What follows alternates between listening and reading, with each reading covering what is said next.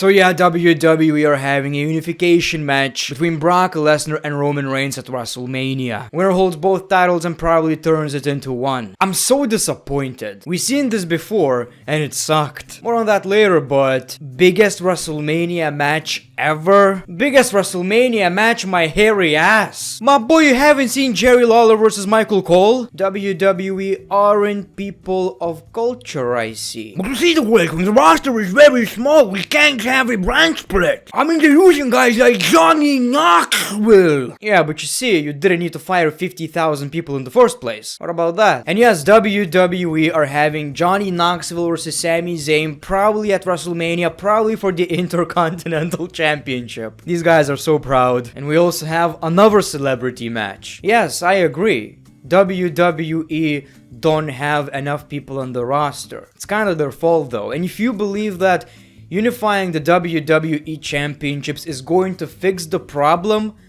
oh boy, are you wrong. Watch any 2011, 2012, 13, 14, 15 episode of SmackDown and say that you still want to see the end of the brand split. Now, it doesn't necessarily mean that the brand split is going to completely end, they're just merging the championships. But even with that, we still have many huge problems. But before we talk about that, let's talk about the opening segment, which was Ronda Rousey getting interviewed by Michael Cole. Cole asks Rousey why she decided to return, and she talked about how she broke her arm and she had to leave.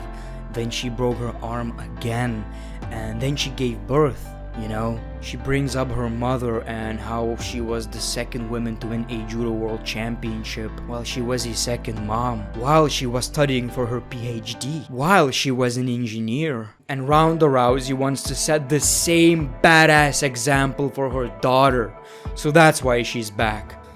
And money. Probably shitloads of money, which is fair enough. I'm just joking around, people. I'm a comedian.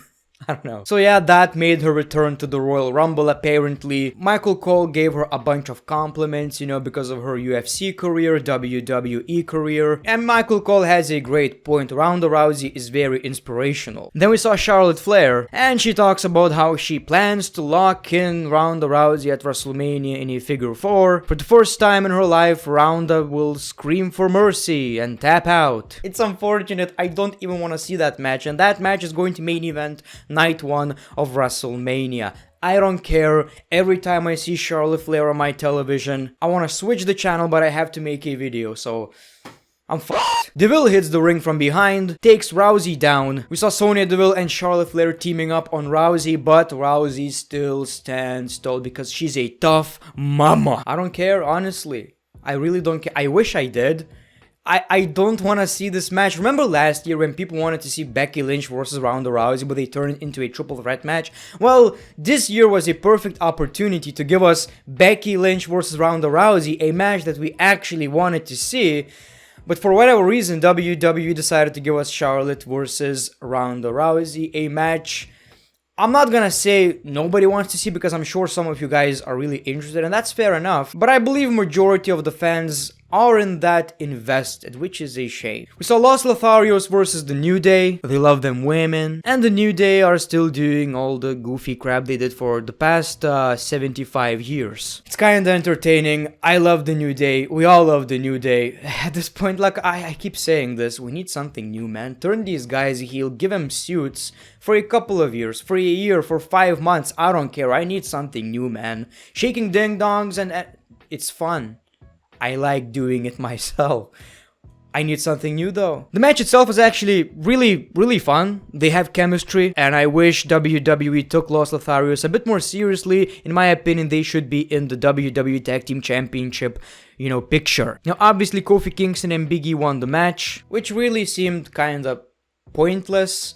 Is that a match we're going to see at WrestleMania? Probably not. It's probably going to be 69 tag teams, one match. Who survives? The Viking Raiders attacked the Usos during an interview. Another rivalry I don't want to see. I don't know what's happening with SmackDown. It's not the same show. We saw Ziya Lee versus Natalya. It only took Ziya Lee about 2 months, I believe, to get into an actual match. Yeah, you may say, well, WWE are saving it. It's long-term booking, but more likely they just forgot about her.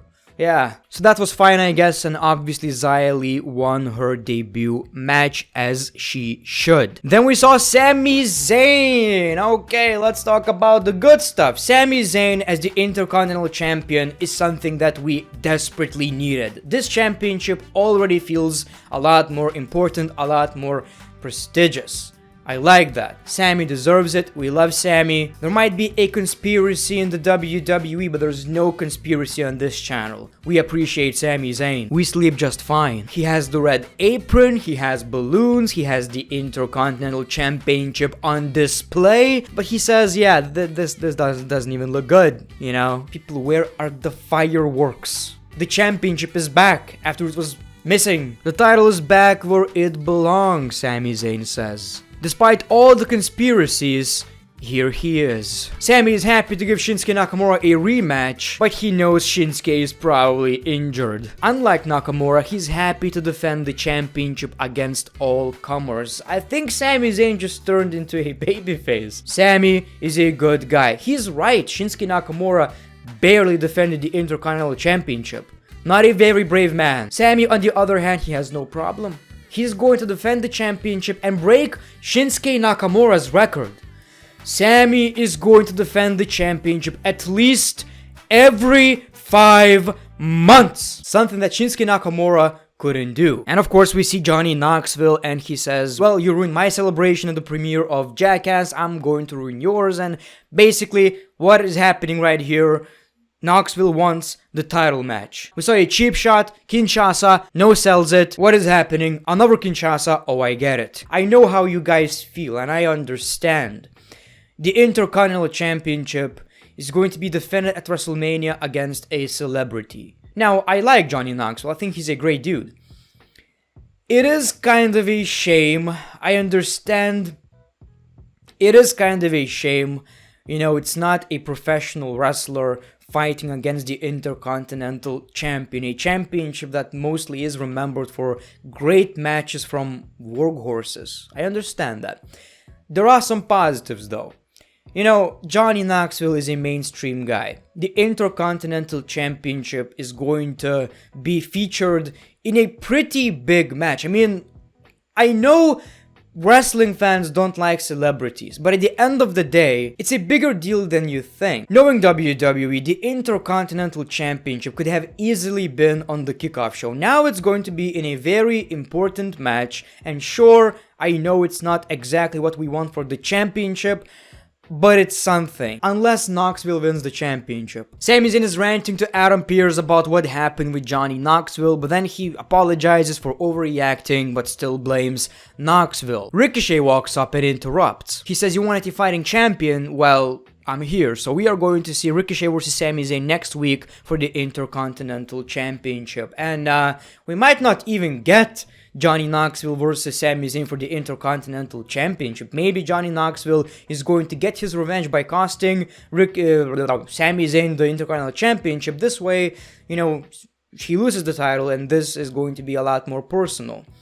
Which I don't know how I feel about that, we'll see. I just hope the Intercontinental Championship match is going to be at WrestleMania, especially since we only have one World Championship match between Brock Lesnar and Roman Reigns, of course. We saw Sasha Banks versus Shotzi. Sasha Banks obviously won the match. Then we saw Naomi and they announced we're looking at the next WWE Women's Tag Team Champions. Who gives a crap, my dude? This championship still exists? Like, do we even have women's tag teams? We were supposed to see Drew McIntyre versus Baron Corbin or Happy Corbin, but Corbin says Madcap Moss is going to get his revenge, and he's thrilled. So we saw the match again. I don't know why this is a rivalry. I wanted something different for Drew McIntyre. I wanted something more important, but it is what it is, I guess. Drew McIntyre wins the match, and yeah, we're seeing Corbin versus Drew at WrestleMania. Very exciting. Wow. And then it was time for the contract signing. Lesnar calls Reigns Mr. Acknowledgement and Heyman as Mr. Dick. I don't know about that, but unlike Brock Lesnar, I didn't see it. So I can't comment. I can't judge Paul Heyman's Coco Jumbo. If he did watch my videos, I could.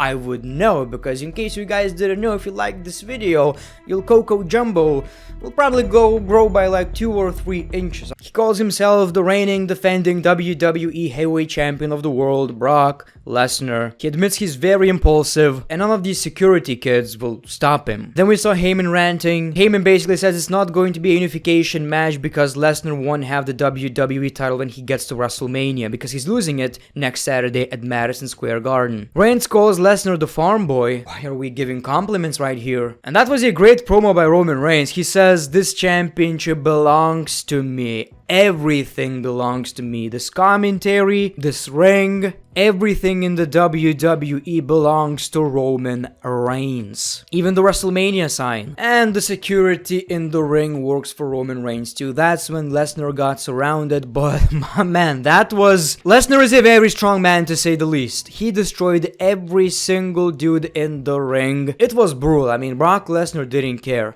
"I don't care about your feelings. I smash." So he basically clears the ring, and the bloodline looks worried. The farm-loving cowboy is back, motherfucker. I don't like this idea. Having one champion in the WWE means no longer opportunities for the other guys unless you're a top main eventer. It also means you're going to see the same champion for a very long time. Not only that, you're going to see the same champions for a very long time. Reigns, Lesnar, Rollins, Reigns, Lesnar, Rollins. Even when we had 2 championships, WWE didn't trust enough people to give the world championship to. And trust me, now it's gonna get even worse. What you need to understand, it's not gonna be just 2 championships. It's called a unification match, meaning that officially 2 championships no longer exist. Every match is going to be for both titles. It also means Raw and SmackDown are going to get even more repetitive. Like right now, SmackDown and Raw are not good, we all know that, but at least we get different storylines for both. You know, on Raw we have one champion, on SmackDown we have another champion, and we can enjoy different rivalries. One sucks, one is better, it's always the case. Right now you're basically going to watch WWE twice a week with the same champion, with the same storylines. I don't want to see it. How much good stuff can WWE write for one rivalry twice a week? They can't. Look, not every wrestler needs or should be the world champion. It's perfectly fine to be in the mid-card. It's a very, important spot in professional wrestling. On the other hand, WWE need to create new stars. And I don't see, when we have a one world championship, I don't see a lot of mid-carders moving up. I don't think it's gonna be as easy. It's not easy right now, it's gonna be even worse. WWE is a business, they wanna sell tickets, and for them to give us matches that we want but not necessarily, the casuals want, like I wanna see someone who's in a mid-card against a world champion. That sounds like a great idea, that sounds like a great match. Imagine like Aleister Black, for example. We love that dude, right? Well, WWE didn't trust him enough and didn't, I guess, like him enough to give him the world championship match. WWE wanna sell tickets, so you're gonna end up seeing a lot more of Brock Lesnar versus Roman Reigns type of matches. They're not gonna take the risk. If we didn't have 2 championships back in the day, we wouldn't have champions like CM Punk probably, Dolph Ziggler, Christian, Mark Henry, Daniel Bryan, Finn Balor, and probably even more. And I know it doesn't always work out, which again could be WWE's fault. What I'm trying to say is WWE is already way too repetitive and is gonna get even worse. And I'm not necessarily saying that it's impossible to push new talent, give the championship to someone who's below Roman Reigns and Brock Lesnar's level.